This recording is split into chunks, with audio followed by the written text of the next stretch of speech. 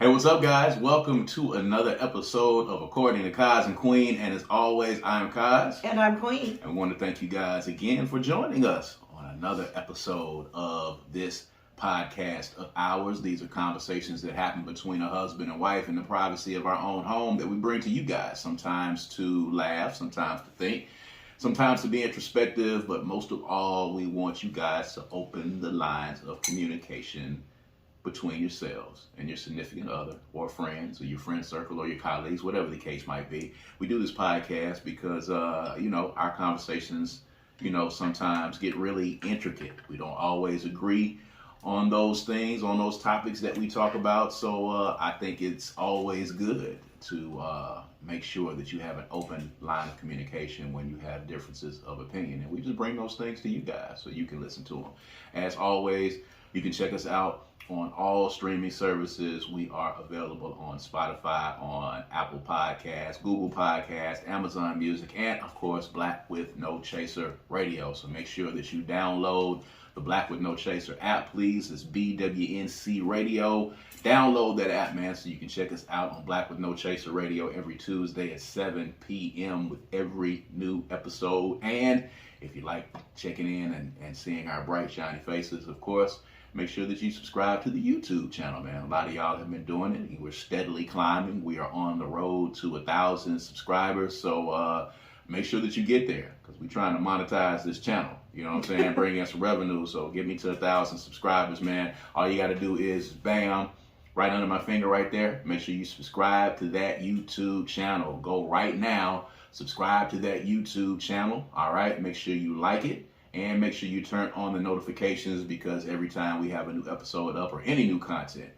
on that YouTube channel, you'll be able to check it out. And of course, this is always brought to you by the Kundi Collection. All right, www.kundicollective.com. It's www.kundicollective.com. Got it on right here. Make sure you go check it out. Go to the website and check out all of the fantastic designs. All right, we got a lot of designs, man, and all of those designs are, something that comes from the mind of myself and my beautiful bride. It's a lot of great stuff on there, man. So make sure you go out there and check that out. Buy a bunch of stuff when you go to that website. Buy a whole bunch of stuff, and we'll get it out to you in a very prompt manner. So, that's that on that. But at any rate, a lot of stuff going on this week. We have been busy this week coming out of the weekend, coming out of WrestleMania weekend. I finally got my wife back in to her wrestling mode. So she was equally excited this past weekend to be able to check out WrestleMania. So we checked out both days of WrestleMania, got a chance to take in our favorite pastime, or one of our favorite pastimes, and that is watching wrestling. I got her back on board again, got her locked back in. So shouts out to Roman Reigns and the bloodline, because that compelling storyline is what reeled you back in. And I was reeled back in because it makes you happy, and I wanted to spend time with you. That is incorrect. I don't need you to patronize me. That's crazy. I had to convince you to watch the storyline because I was just pumping up the storyline, and I was telling you how dope the storyline was. That was not it at all. Come on now. It wasn't. Come on now. I missed watching wrestling with you. Okay. It used to be a very significant part of our coupleship. If that's what we're going to go with, then that's cool. I will take it. I'm not going to argue that point, but I do distinctly remember sitting there and kind of explaining to you the storyline that was going on with Roman Reigns and how dope it was, and how it was one of the greatest storylines that had occurred in wrestling in many, many years. And you were intrigued. And I got you pulled in, and you checked out the story. I mean, it wasn't hard because, Roman Reigns ain't hard to look at. So, right, here we go. And neither are the Usos. So I was very intrigued to just kind of take a gander at what those brothers was bringing to the table. All right. So, for those of you that are wrestling enthusiasts, Queen is back into the fold now, so now I'm about to try to expand her palette a little bit. Got her to watch a little bit of NXT, and I'm going to try to expand it to see if I can get her to watch a little AEW, maybe, because Chris Jericho is over there, and that's one of her favorite wrestlers of all time. So I'm going to try to get her in tune to AEW, and then maybe try to branch out a little bit and see how far I can extend her wrestling. Wait a minute. Give you an inch and you take a yard. Hey, I mean, I got you to NXT. That was a really short jump. So I got you to NXT. So, you know, we watched Stand and Deliver and we watched WrestleMania. So, you know, you've always been a fan of Chris Jericho. And, yes. You know, so I want you to take a look at the other promotion as well to see if you like it and see if you get in tune with it, because, you know, that's going to bring you deeper into the fold. That's going to really bring you back in if that happens. I'm in. I'm as in as I was the first time around. Okay. Well, that's cool. We can say that. That's Is cool. there any change? What did you call it? What? AEW. It's AEW. All Elite Wrestling. All Elite Wrestling. So that's completely separate from WWE. It is completely. It's I have another no company. interest. It's I don't another, want to. I don't. It's another company. That's cheating. I'm not going to cheat on WWE. Cheating. It's not cheating. You've eaten McDonald's and Burger King before, haven't you? Mm-hmm. Okay. Well, that's not cheating on one or the other. You're just. But I get one burger from one place and one burger from the other place. I mean, I have gotten burgers from Burger King and fries from McDonald's, because McDonald's has the best fries in the world. I don't know how we got here. Well, it was basically you trying to say that I could not watch another wrestling company if I watch WWE. Well, what I'm really basically saying is WWE is top notch. It's the pinnacle. It's the mountaintop. So what's the point in watching the stuff on the ground? On the ground? Yeah, if WWE is the mountaintop, then I've seen some programs that could be closer to the ground, and you don't want to see those. I'm not going to even suggest I those. just mean lower. That's all I mean. A lower tier. You know, maybe in popularity, yes, it is. But what about in the audience? Is the audience audiences full? are big audiences. They're doing arenas as well, and they're traveling. And they've been does doing it some look house like shows. A documentary when it's filmed, or does it look like the WWE? It looks like the WWE. The Okay. production quality on it is quality. That's what I mean. The production quality is quality. And Chris Jericho went over to that promotion. So why did he do that? He wanted to try to spread his wings. He wanted to try to do something different. And is he doing something different? That is where Cody Rhodes came from. Cody Rhodes was one of the founders of that promotion, and he came back to WWE. Cody Rhodes is one of the founders of Not AEW? one of the founders, but he was one of the vice presidents when he was there, and he came back to WWE. I mean, that's not really a selling point for me, but it's noted. Yeah, I've noted it. I realized that as soon as I said it, but to say is that, Jericho doing something different? Yes, he's had several different personas since he left. That are not like Jericho. That are not is he like going Jericho. by Jericho? He's still Chris Jericho, but he's had several different monikers. He's had several different character changes, several different nickname changes. Face or changes. heel currently? He's currently a heel. Oh yeah, I might watch that now. He's currently a heel, but he has been a face. If he's currently a heel, I'll check it out. He's currently a heel, so I'll try to get you into that. You know what I'm saying, at some point this week. So if we can get you locked in on that, then, you know, that just takes this whole thing to a whole nother level. There you go.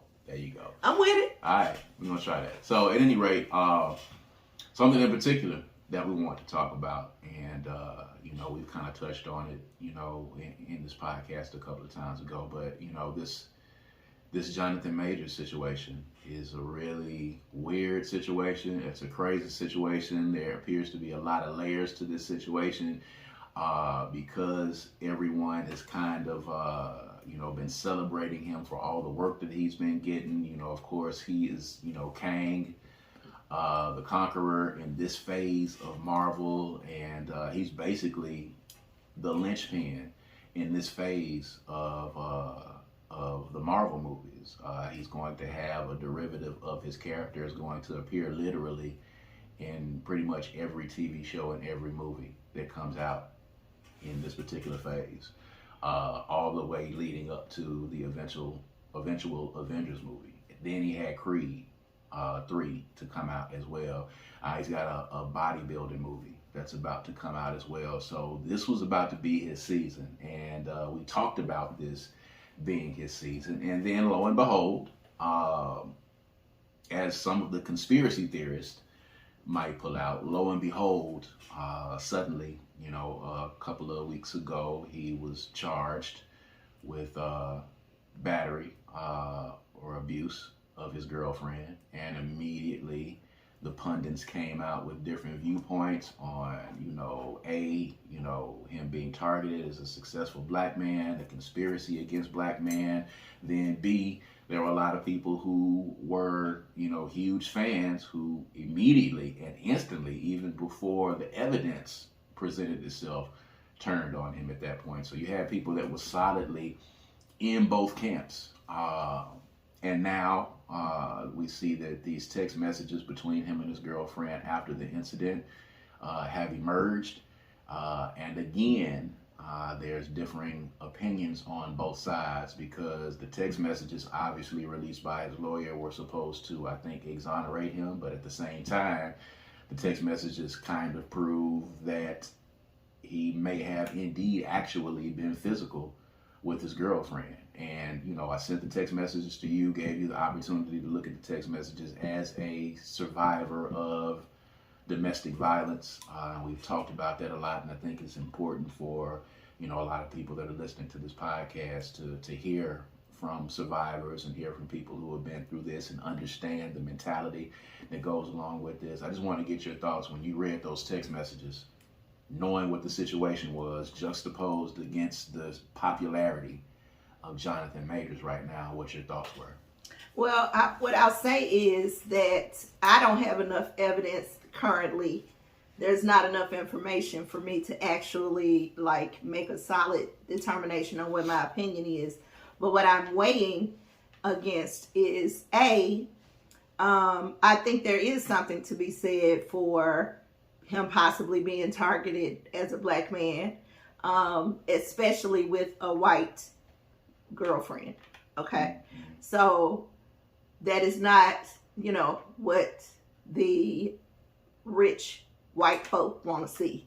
So I can see a point to that.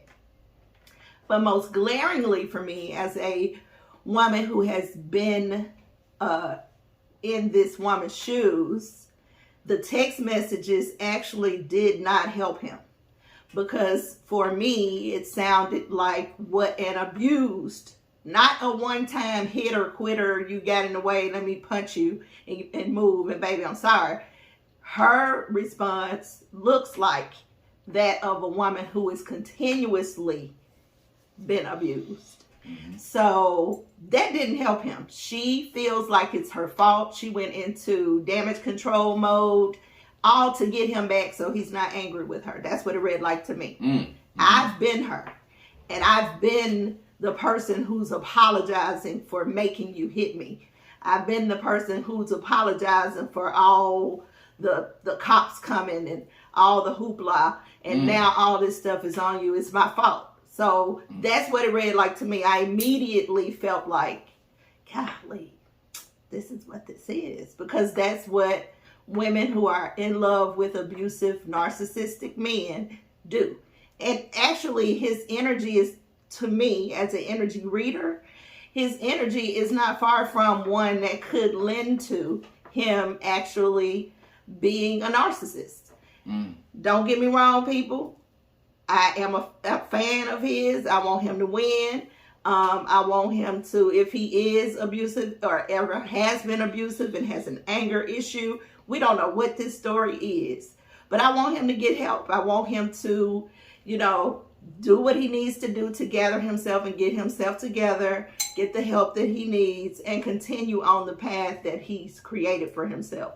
But to answer your question, those text messages, all that information she was given, he was not even responding in the messages that I saw. It was just her just chiming away. It was actually a piece of the text. I guess you had to kind of scroll your screen over a little bit where he responded and asked her, "Did you leave the keys?" And then he said goodbye.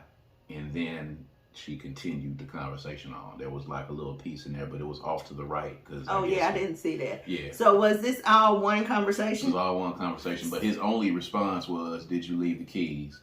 And then goodbye, and then there was a portion of it that was blurred out. And they're trying to say if he was saying goodbye, Why would they blur it out? I don't know what the word was. They said goodbye, and then they blurred out what he said next. Oh, probably be. It could have been. It could be either way. We do not have enough information, and I don't even know if I've seen him respond to it.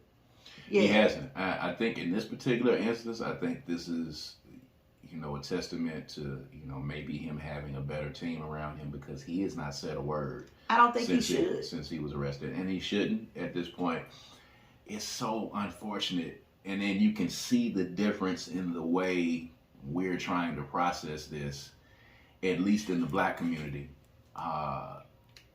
The way that we're trying to process this as opposed to other instances where this has happened. Say, for instance, with the Tory Lanez situation, or say, for instance, with, the R. Kelly situations, or say, for instance, with any of the other situations, even with Chris Brown.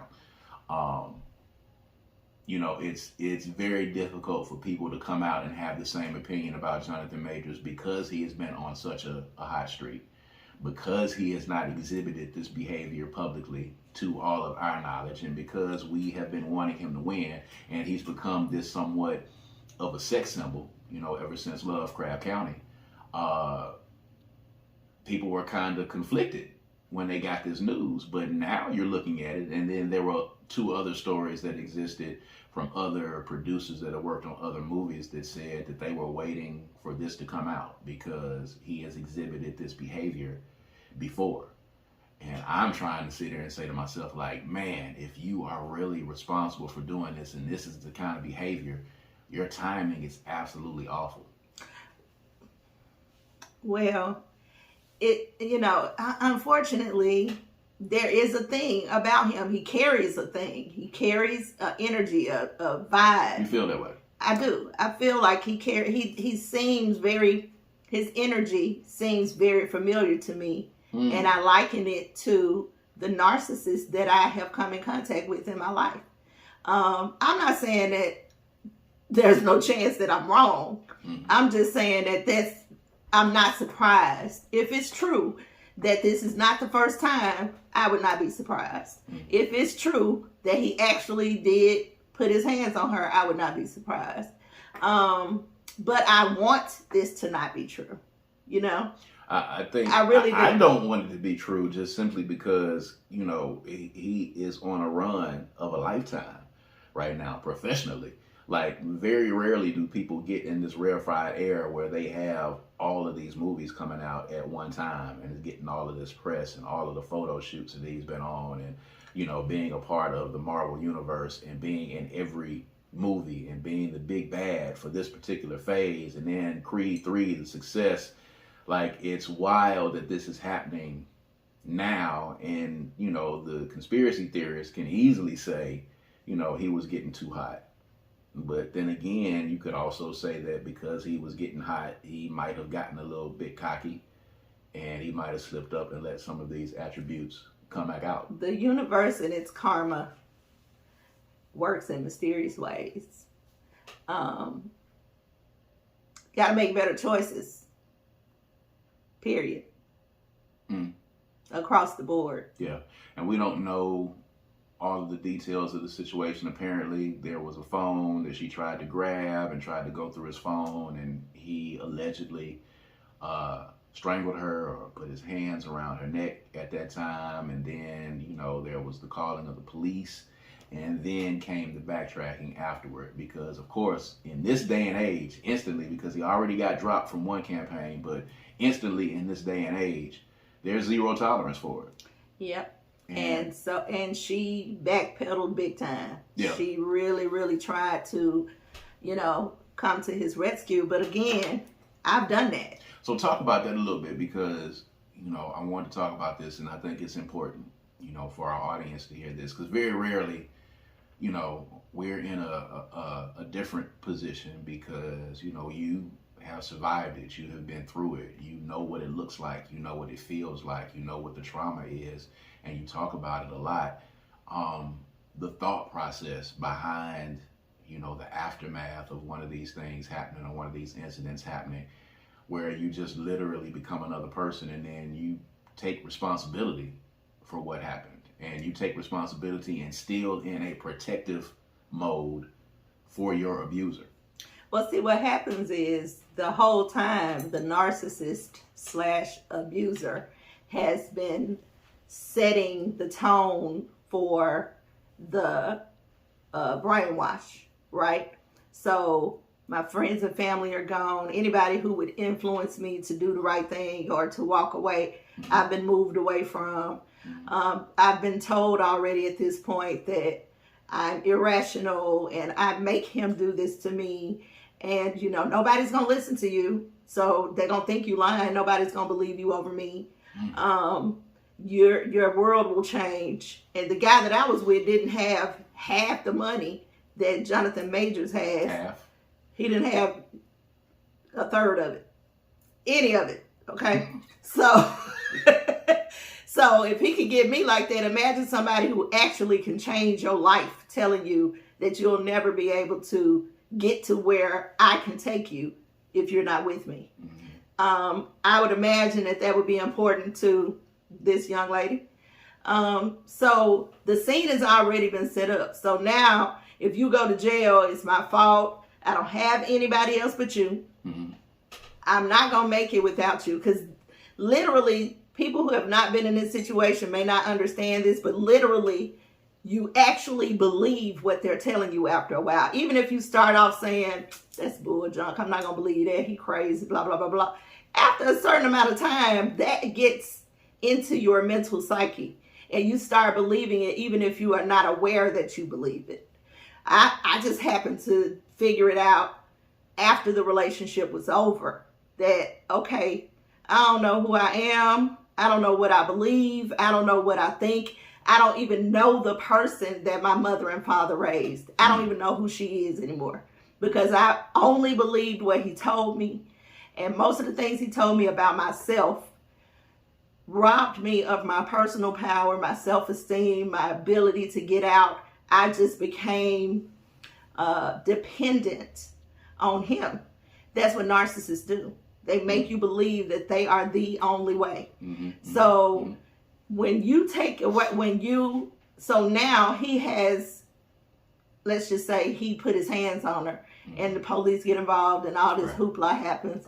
Now she's forced to believe that she's responsible for all of this happening because all she had to do was not take his phone. And threatening his career. His career being threatened. Yes. From going from an A-list actor to D-list immediately. Yes. All I had to do was not take his phone. That was my fault. I took his phone and pissed him off. That's my fault. When actually, honey, you could have done anything in the world and he wouldn't have had any right whatsoever to put his hands on you. So it's not your fault. Right. You and whoever else out there may be thinking this way. It's not your fault. There's never any reason ever for a man to put his hands on you. Right. Especially over and over and over again. Right. So, yeah. So she's that message that she wrote read exactly like she is carrying that mentality. And it's, as a man, it's tough seeing this situation happen. Because there's so many different levels and so many layers to this that you have to think of.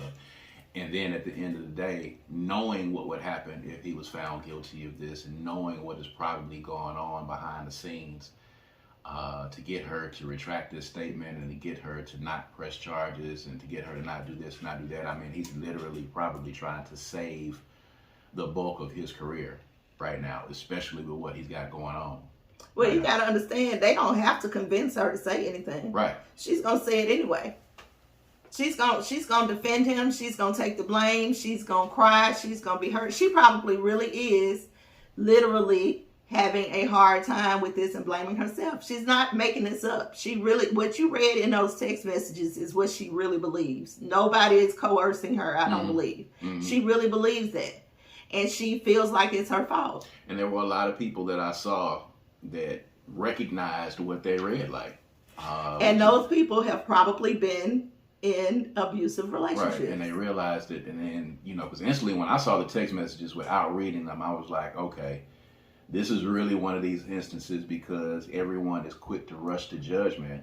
I was like, this is one of these instances where waiting to see what happened was more prudent because here it is. He has proof that he didn't do anything. But then I read the text messages and I was like, wait a minute now. I don't know if this was that shrewd of a legal move by his lawyer, because his lawyer is clearly saying, look at this. She's saying that she's responsible and that he's not guilty. But she's also describing the incident that happened, and there was still some physicality in that, and you're not permitted to or allowed to strangle someone just because they took your phone. Even at the end of the day, that does not absolve you. Correct. So it makes this entire thing crazy, and now it makes his lawyer and his team look crazy because now. But if you go into a court of law. And she gets on the stand. If she says he didn't do anything, he didn't hit me, that's enough. It is enough, but then now comes in the conspiracy theory that people talk about and the difference of how black men, especially famous black men, are treated in a court of law as it, juxtaposed against two white men that have been in similar situations. Her getting on the stand saying he didn't do anything, but the text messages reading and saying that there was some physicality. Does he make it out of that? And you can't discount the fact that she's a white woman. That takes it up a notch. So let's talk about that a little bit for a second, because I've seen a lot of people, and of course, you're going to hear these conversations. There's a lot of people that said, hey, if he'd have just been dating a black woman, this wouldn't have happened. This happened because he was dating a white woman, and there goes another black man in Hollywood, once again, getting him a white woman, and this is what happens, and this is how this always ends. So, we've had conversations about, interracial marriage, and we've had conversations about, these stars and these athletes who are doing this, and, those conversations have gone here and there, but, what are your thoughts when you see and you hear people, saying, well, if he hadn't have been with this white woman, this wouldn't have happened. And what does that say about black women at the end of the day and what they feel like we're supposed to tolerate? Or what's going to happen to you if you're dating a black woman versus a white woman? Unfortunately, the abuse that we're talking about right here, right now, this is generational for black women. It's not new, basically. We just learned that was not supposed to be happening. That's new for black women. White women, I don't know for sure, but I don't think that's been the case for them. Even if it is, you're not going to go into a court of law, and I just believe that it's going to be more difficult to not see this black man as a black man and this white woman as a white woman, as opposed to going into a court of law and both people are black or both people are white, or it being a white man and a black woman. If it's a black man and a white woman, I just feel like it's going to turn up way more. Because in my opinion, in this country, it's always about taking the black man down. So if you add into the mix that he has hurt or possibly hurt a white woman, man, come on. I mean, look at how people treated Chris Brown, and Rihanna has fans of all nationalities. Right. Look how people treated Chris Brown. If it was a regular, ordinary, not Rihanna person, I don't think it would have gone like that. because of her white fan base, you felt like it was blown out of proportion. She's very popular with white folks. So what do you think about in the case of Tory Lanez and Meg Thee Stallion? White folks don't care. It did kind of blow up a little bit, though. I think that's because now black people are aware about abuse. If this was 1980. I mean, because Chris Brown's happened, a few years ago. So that was kind of before this thing kind of blew up. I think Meg has some white fans. She does. Maybe not to Rihanna's level, but she does have some white fans. And I think that, I don't think it made it too far outside of the black community, though. Probably because folks don't know who Tory Lanez is. Well, that was the issue. But I think, it became a thing because Meg went, she did the Gayle King interview. She did go out and do some press. So it became a national thing at the end of the day. And, you kind of saw the reactions there instantly. In a lot of instances, she was made to be the guilty party. Of course. Right off and she legitimately had evidence. Right. She had legitimate evidence, and still people found a way to blame her for that. Right. And, that's another reason. I don't know if it's relative to this particular situation with Jonathan Majors, but that is also why women who have been domestically abused don't say nothing. Because you're not going to believe me.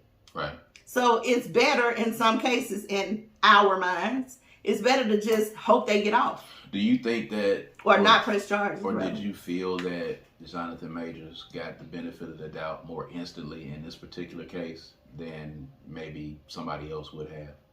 Before the text messages? Yes. When the news first came out. No. I think, from what I saw, I think people believed it immediately. I didn't see a lot. I saw a little bit of half and half. I saw some people who instantly turned on him. Instantly. People who I had seen tweeting a week ago that were singing his praises of being in Creed and turned immediately when the allegations came out. I saw people who automatically, mostly what I saw was people who automatically believed it, and once they found out it was a white woman, that's when it started breaking up. That's when I started seeing splits. I don't know really why that is, but that's when I started seeing it.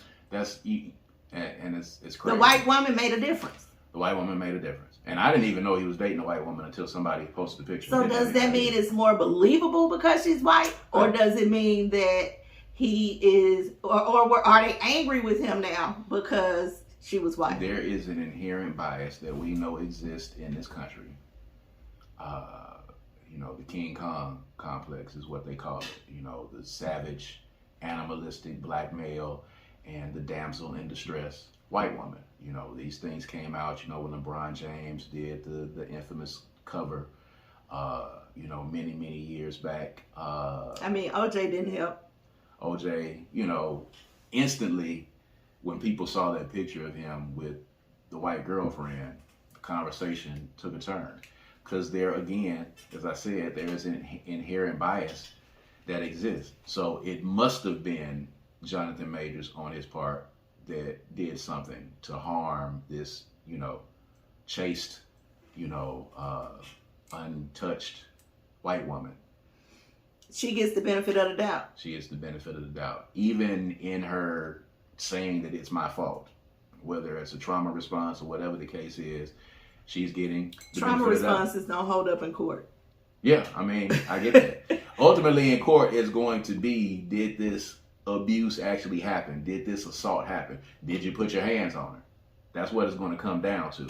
So now it's going to be, can she convince them that he did not put his hands on her? Yeah, that's ultimately what it comes down to. Even if she's saying he didn't really put his hands on me and it's my fault, saying that it's my fault is still not saying that he didn't put your hands on me. Correct. And today you can't even say, no, I don't want to press charges. Because the charges is going to get pressed. Correct. And if it's a black man that they can take down, especially one that's about to tear the roof out your mouth with the money, and become a little bit of power, have a little bit of power and influence because of his actions and his growth in his area. Do you really? It's suspect, but do you really think in this particular case that this was, we're going to get Jonathan Majors or we have the chance to get him, or was he just really awful with his timing and his lack of self-control? It could be either. Really. I think white people like him. So I mean, they do. I don't think it was, no effort being made. Timing is probably an issue. Mm-hmm. But I have to be tread real lightly on that timing thing, because if it's been happening, it was going to come to light at some point. Whether he was already filming all this phenomenal things that he has coming up or not, it was bound to come to light. And it might be the best thing that could ever happen to him to come to light now. Right. Because maybe he can get some help. If this is true, we don't know. I mean, well, we know that he put his hands on her in some shape, form, or fashion. We don't know the extent. Yeah. So saying that he didn't do it, that did happen. The question is this: in this day and age and in this time frame, getting accused of putting your hands on a woman, as much as there is zero tolerance for it, even if he's found not guilty in the court, or it's a lighter sentence, or whatever the case is, and they say, okay, it was just circumstantial, contact, or whatever the case is he able to salvage his reputation going forward? This country is real fickle. It works one way on one person, and in an identical situation, it's completely different. But I will say that with all the stirring about of R. Kelly and a few other people, and the Me Too movement, and it's just, like you said, it's no tolerance. Like, there's zero tolerance. I don't know what he'll be able to salvage. Even if he doesn't get convicted, this is still going to be something that hurts him. Right. And then you wonder, what is this going to do for him getting jobs later on? Because it's a different conversation when you're talking about somebody like, what's the guy, Mel? Is it Mel Gibson? Mm-hmm. Mel Gibson, with his religious rant, he hasn't been in a whole lot, since that happened. You got some instances where, Hollywood has kind of washed their hands. Kevin Spacey. Kevin Spacey. I haven't seen him. Like, the dude just disappeared. Yeah, well, I mean, he was pretty douchey with what he did. Well, so I think that being remorseful and honest goes a long, long way. At least it does with me. So it's going to be, for me, about how he handles himself going forward. Mm-hmm. Does he make any changes? Does he make a statement? Is his statement believable, or is he just trying to save face? Is he going to get some therapy? It's going to be, for me, what he does next that makes a difference for me. Does he come out and say, I've got a problem, this happened, I'm going to get I should have controlled myself. It's my fault. I did put my hands on her. I will never do it again. I am going to get help. I don't want to be this way. I'm not an angry person. Whatever he needs to say. Because that's admitting it, and that's pretty, nobody's really actually done that. He can wait until he get charged, until he go through court. I don't care when he does it. But that would go a long way for me. I mean, it probably go a long way with whatever judge he goes in front of, too. Like, we need to know that you are not a monster, and that this is not just who you are. So then the question begs itself, and I think I've asked you this on this podcast before, because we've talked about this before. Is there a redemption arc and a redemption story for someone who has been abusive? Because usually the motif is to just throw them away as being shitty human beings at the end of the day. Well, you know how I feel about that. I think everybody deserves a second chance. I believe that if God can forgive us, we should be able to offer grace and forgiveness to others. So, and I know for a fact that my abuser has changed his life around. So I know that it can happen. I know people don't have to continuously be the person that they were at a certain point when they were making bad decisions and doing harmful things. You don't have to always be that way. So I absolutely believe he may not be able to salvage the career path that he's on. Yes, the meteoric. But that doesn't mean that he can't do something else and regain favor. That's fair. But yeah, I absolutely believe that people can redeem themselves and restore themselves and heal. I have to believe that. So, it's going to be interesting to see what happens at the end of the day. But I wish the brother the best, and I actually wish the young lady healing, because I really do truly believe that she is in a trauma bond, and I really do truly believe that she needs to. Do you know how long they've been together? I have no idea. I didn't know that either. I wonder if it was an intentional effort to keep her a secret. Because he got a whole lot of black women out here just, all on him. Yeah. All on him. Especially after he did that magazine feature. Yeah. Now, if you come out with a white woman, that's going to change. Yes, and it has changed. The moment that it changed. That's definitely going to change. I remember watching the Jackson 5, an American story, or whatever you call it, and Joe Jackson was, telling Jermaine that he didn't need to tell people that he was married. Yeah. A part of their appeal was, being attainable. Yes. And, you having the opportunity to be with him. So, no, I didn't even know he had a significant other until I saw the pictures and until this came out. Because even when they first started, they were saying that this was a woman. They were not saying that this was his girlfriend. Yeah. And it changed to his girlfriend.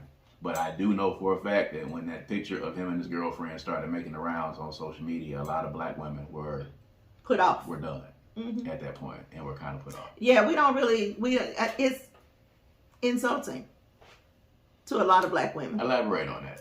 Because it's kind of like just what you said earlier about us holding you down until you get to a certain point, and now you think that you deserve better than what we are. And for you, better is white or Asian or something, not black, right? So a lot of black women, especially those who have experienced being picked over or, broken up with, and then your next one is not even black. Like that's a community trauma that we have, because, it goes all the way back to slavery, when, we were being raped, our great grandmothers being raped by, slave masters and things like that. So, we expected the black men to hold us down because we've given so much. And in our relationships, when black people, a black couple, there's a lot that we have to face, especially together and then individually. So when you leave the race for some women, it makes us feel, a little less than, not good enough, So, and especially that you feel like once you get money, then that's when you want to date a white woman. If you dating a white woman broke, tomato. But when you get the money, we see a lot of that. So it's okay to go out when you broke and, take a shot at dating a white woman. I'm not. But when you get the money, don't do it. That is a hard pill for black women holistically. Not individually, not all black women. But for, a community of black women, it's like, okay, so then what? What we supposed to do when you get to a good position in your life where you are now sustaining yourself and others and everybody around you? Then you get a white woman, and the black women, good black women, are still out here single. So that's just kind of but it's a trauma response. It's trauma. All of this is trauma. I mean, it's historic trauma. Speaking of which, I want to talk about This was someone in a meeting that I was in. Okay. And we were having a conversation about colorism. Mm-hmm. And, you know, light skin, fair skin versus dark skin. Mm-hmm. And you were asking me about, you know, I don't know what you were asking. What did she say to you first? I can't remember exactly what she said to me. But basically, it was lending to the idea that I may have entitlement in my life because of my fair skin. Light skin with long hair. Yeah. So, what was your initial reaction to that in your head? Well, my initial reaction was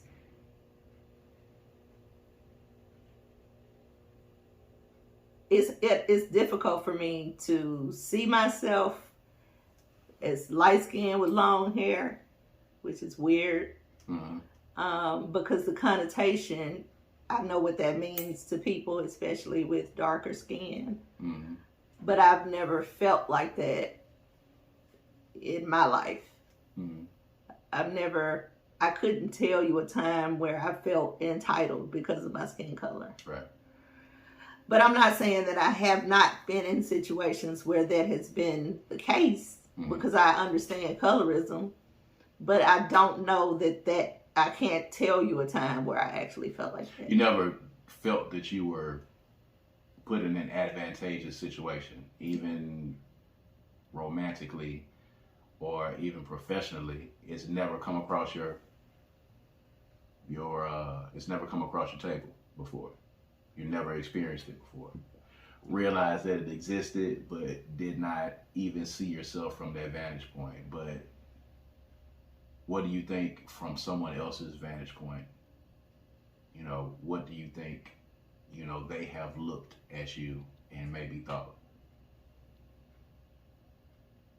in these years? I don't know. I mean, I know what people think about light skin. I've never had anybody say anything to me specifically about that. So, but I know I have enough people in my life who have darker skin, who have dealt with colorism. I know enough to know that it exists. But for some reason, the people that I have been around have never made me feel like that particularly. I mean, there are people who have darker skin who I have not so good energy with for no apparent reason at all. That's not a skin color thing, though. Could be. It could be. I mean, I don't have any other reason to. I mean, you know, it could be from their own life perspective. People can only meet you from the experiences that they've had in their lives. So, in thinking back, you know, of course, you know, you are probably the spitting image of your father. And your father was very heavily involved in the movement, and you being very Afrocentric and being, you know, his daughter and being involved and being active yourself. Have you ever seen that, or did you ever feel like, or did he ever express a thought of feeling like, because of me being light-skinned, I have to try to be more active in this fight and in this struggle than other people might have to because of how people see me? No. Not at all? No. Never came across the plate? You're asking me if my daddy was involved in the civil rights work that he was involved in because No. he thought he was, because did he ever feel like, or even in you, because of being light-skinned, did you have to go harder or have more to prove?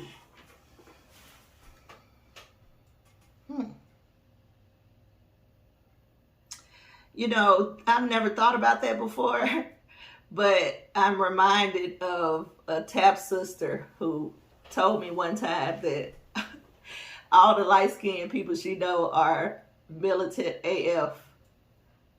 We are the. We can cuss on you. We are the. I can curse or not curse. It's my choice. Okay.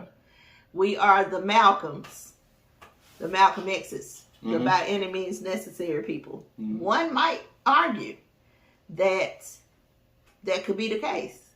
That might be why Malcolm was actually fair-skinned himself. It was Detroit Red. So that could legitimately have some truth to it. I am absolutely 110,000% down for whatever revolutionary.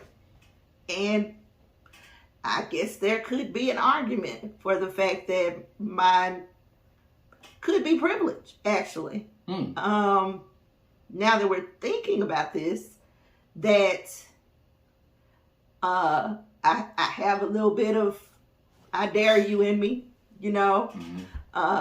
I'm definitely not passing for a Caucasian. I'm not, you know, that light. But I could probably do more damage discreetly than a darker skinned person. Mm-hmm. That's probably fair to say. So I could say this inherently because of what I experienced with my color or my skin tone coming up. Because, you know, I came up in the very beginning in an age where, you know, dark-skinned guys were not popular. You know, I was able to dabble in both generations. So I can remember that. And I oftentimes think sometimes if there was something inherently placed in my head because of the color of my skin and some of the decisions that I made, or even as dark-skinned guys became popular, you know, was there some type of privilege that we had on our end? I look back at it and I see that I have only dated or been in longer term relationships, would have really been dating or been with fair-skinned or light-skinned women. Light-skinned, I want to say skinned.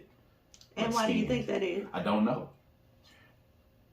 I look at it as just a coincidence, but then I sometimes think, is it something inherent? Because again, at the end of the day, there's inherent things that are within us that sometimes unconsciously we might do.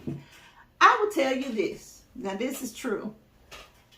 I am absolutely more attracted to darker men. The darker, the better. You are perfect. Because I'm really dark. And the reason why I know this to be true, in my mind, dark-skinned men are the epitome of Afrocentricity. So if I think of a black man in my head, the first thing that's going to come to my mind is a dark-skinned man. So for me, in all my love of all things black, I find it attractive. I find it strong. I find it powerful. I find just to have dark skin. And maybe that in some way, shape, or form, deep down inside my little light skin mind, legitimizes my connection to my African roots. Now, see what we just tapped into having this conversation? That's something now. It is. Because we started this off and I was like, I don't have anything for this. This doesn't. But I know you did. This doesn't resonate with me. But I know you did. Yeah, you'd have to kind of talk it out because, you know, we have those contrasts.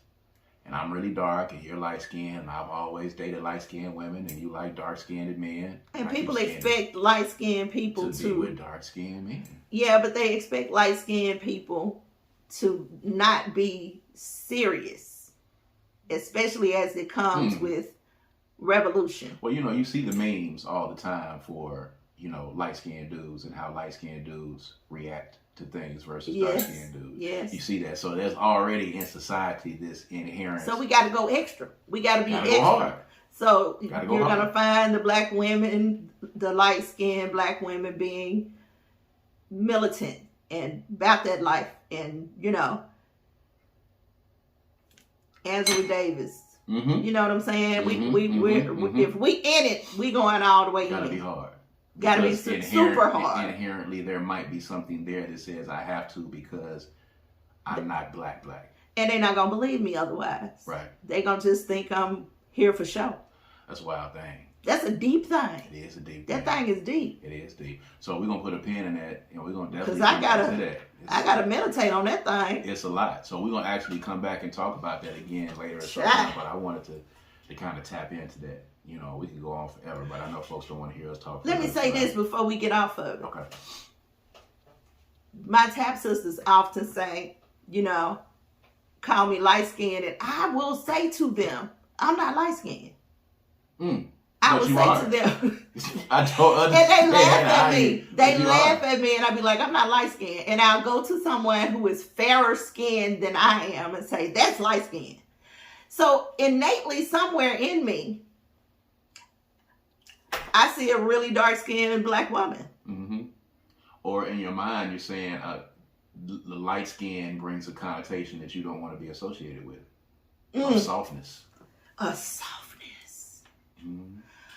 Let's change it because I'm finna cry. Oh, my goodness. All right. So, with that being said, we're going to wrap up this episode. We appreciate you guys for joining us. But these are these conversations that come out between a husband and a wife in the privacy of our own home. And you actually got to see us go deep on something and hear us go deep on something right here, right now. But we're going to put a pin in it and we're going to come back to it. But of course, I got to process that. We really appreciate you guys listening to us and continuing to stick with us, man. Please make sure you go and subscribe to the YouTube channel and make sure you go go on to Spotify, check us out on all the streaming services, and make sure you are, following, all of those different areas where you can hear us on all streaming services as well. And check us out on Black with No Chaser Radio. All right. So for this podcast, this is a wrap. I am Kaz. And I'm Queen. And this is According to Kaz Queen. We're going to see you guys next time. All right. Peace and power. Peace.